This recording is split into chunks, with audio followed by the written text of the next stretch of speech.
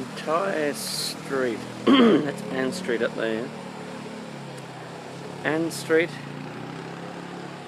Davey Street, and these paddocks, which I guess are in Davey Street, including the one right next to me,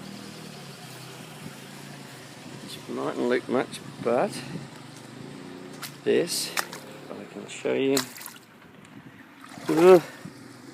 there's my gumboot. I'm almost up to the top of my gumboot. That's how deep the water is in here. All of this, Ann Street and Davey Street, I guess, all of it lying here, nowhere to drain except the little storm pit I made when we put the house in. All of it draining in here. Thank God we put a storm pit in. I think this needs fixing properly, hey?